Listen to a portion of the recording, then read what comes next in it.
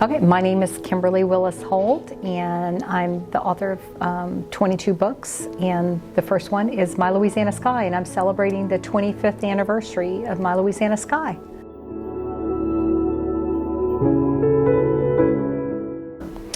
My childhood was filled with books, but also with storytellers. My family, every one of in my family likes to tell a story, even when they talk about just going to the grocery store. They're going to tell you a story about it. It's not going to be simple.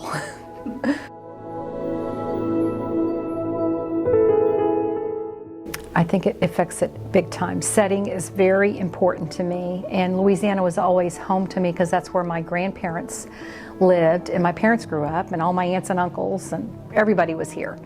And it was the only place as a military child that I kept coming back to. So it felt like home. And you know, the fact that when I'm writing, there was no question when I went to write my first book where I was going to set it, even though I was living in Texas.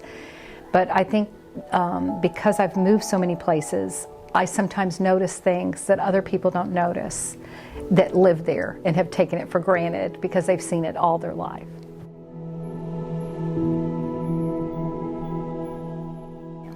I think you need to be a good reader and keep books in your life. The things that you tend to like to read will affect your writing. And when you find an author, read everything that they wrote if you like that author, and you will learn from them by reading them and being exposed to their work. Write every day, even if it's just a letter to a grandparent or a journal. It doesn't have to be a story or a poem, but that's a good thing to do too. So I think those are really important things to do.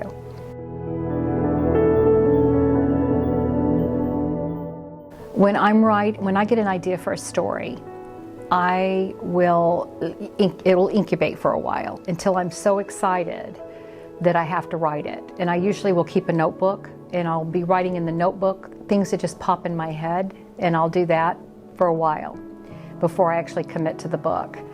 And then when I commit to the book, I work on the plot as well as the characters. Each character will get a few pages, and I'll journal as if I am that character, even if I'm not going to write in first person. And it's not just the main character, I'll do it with all of my characters, even the minor characters, and to some degree, depending on the role they'll play in the book.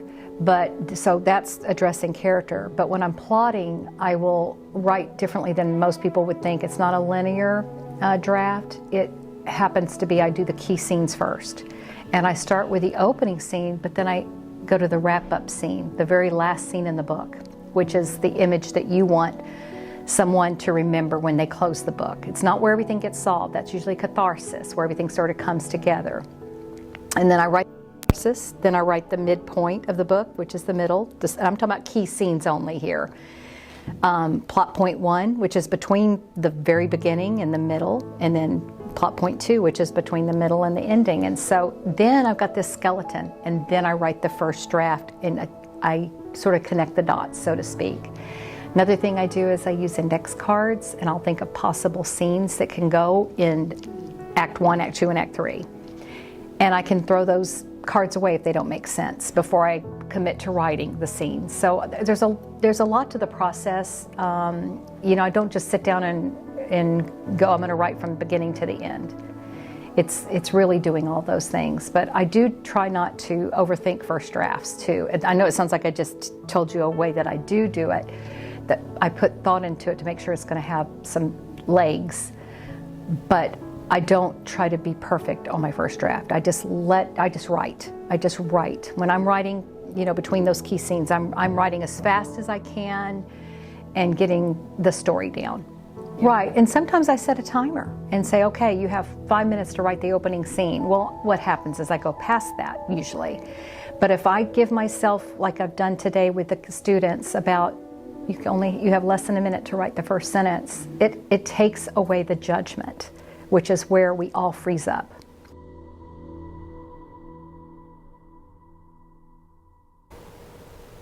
I think it's about acceptance.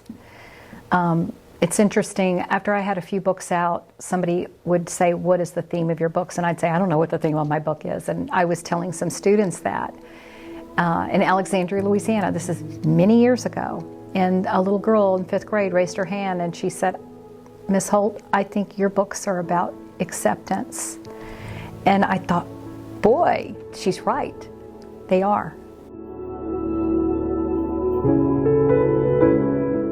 Well, I wanted to do it at 20 years, and for whatever reason, I didn't get around to it. But when 25 was coming around, I thought, I want to go back to what I did 25 years ago. I got on the road, I got in my car, I drove, and I spoke at schools that would let me come and speak to their students. They didn't know who I was. I had a brand new book. And so it was sort of a thank you gift back to the state where I got my start, not just for the place that the book is set, but also opening their doors to me.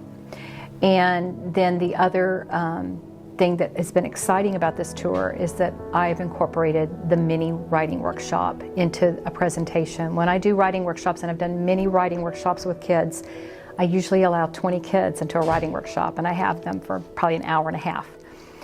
And I said, I want to be able to do that on a larger way, because not every kid can be selected to do that writing workshop. And sometimes the real writers are missed. And I was one of those people that probably would have been missed. I wasn't a great student. And I want to get to every one of those students. And how do I do that? And so I've tried, this tour has been the guinea pig tour. And I've been so pleased with the results that in less than 5 minutes, and seeing those kids write when you say you have less than a minute to write a first sentence, and then they just keep going. That's exciting to me.